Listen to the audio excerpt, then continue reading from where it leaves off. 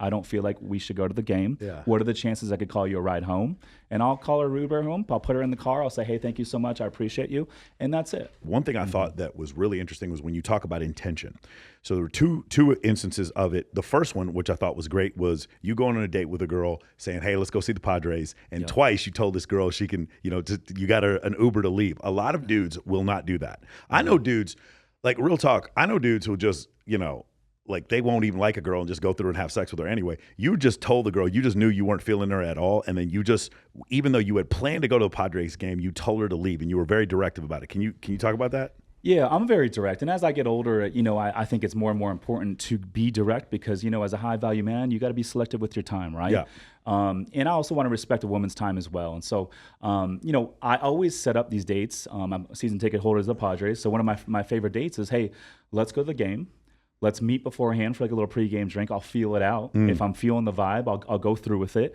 And then after the game, if I'm feeling it, I'll take her to sushi, and then we'll keep progressing the night. Yeah. I like to move the girls around per se. Well, a lot of guys don't do this, but instead of sitting at one spot for 5 hours and having 6 drinks, I will literally move them from place to place. And in those same 5 hours, we will go to 4 to 5 spots. And by the end of the night, the girl feels like she went on 5 different dates with me, and it feels a whole different level of comfort. And then in between each spot, it's like, hey, we're taking a ride together. I'm holding her hand, getting her out of the car. By the end of the night, she feels very comfortable. But to your point, if I'm not feeling it, it's happened a couple times now where I show up. This is usually if I meet a girl online. I don't prefer the online thing for obvious reasons. Sure. I don't do it a whole lot anymore. But if I'm not aligned and I'm like, hey, physically they're not what the photos were, I'm a little bit let down physically, or I'm just not feeling the vibe. How bad has it been? Has you ever had one that just completely didn't look like their photos at all? Not too crazy because I always verify on Instagram. Bro, my brother, one time I took him to a club because I know all the people in the nightclubs in Dallas, and I'll get us into VIP, and I'm like, and he'll have like a Tinder date, and he'll bring them up because it's like we're in a nightclub at a VIP, and he can just ditch if she doesn't look like it. This one girl came up, and I told my girlfriend, I was like, that's the girl from Tinder, and my girlfriend looks at her and goes, no, she's not. I was like, that's the girl from Tinder. We just saw the picture. I'm like, that's not her. I was like, that's her. I'm telling you, that's her. We looked at the picture like, damn, bro, it is like 180 degrees difference. And what makes it even crazier is Facetune and FaceApp. You can get it for like $5 a month. I do this with my clients sometimes. They'll take pictures with girls and they'll be like, she's not attractive. And I'll just go boop, boop, boop, like right on the call in 30 seconds. And then she's like a fucking playmate. Like it's crazy what you can do right now. Dude, anyway, so scary. The catfishing thing is just very fascinating to me. Anyway, go ahead. So, I always will look at the social media, and then it's like if none of the posts are recent, you can tell I'm like, that's a big red flag. Yeah. So anyway, so I'll meet him, and there's been a couple instances where, hey, I'm just not feeling it. And here's the thing. If I'm not into it right off the bat, I'm not going to be the best version of myself, but also I'm going to go to the game. I know everyone in San Diego. I'm going to run into people I know.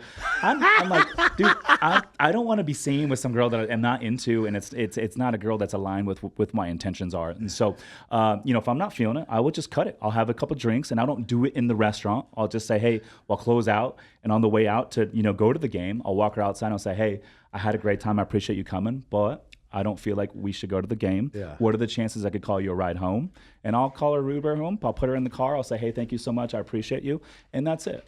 I actually could see that working additionally. Like when you said that the first couple times, you said you've done this twice, and you said you were cool with the girls afterwards too, right? One of them introduced you to and then in both cases you ended up calling a different girl, which again, I highly recommend, guys. Like always, there should never be a situation where if a girl stands you up, you don't have anything else to do. That's what I love about Vegas. And have girlfriends. Bro, it's okay to have a bunch of girlfriends. The millisecond, if a girl would just stand me up, I'm on stage at XS and just so full of not giving a fuck, I just can't even express it. And you know what I do that's really petty? I'll post all the fucking videos like, oh, is that me just right behind Diplo? What am I doing? Just petty ass videos like, hey, this is a good thing you stood me up.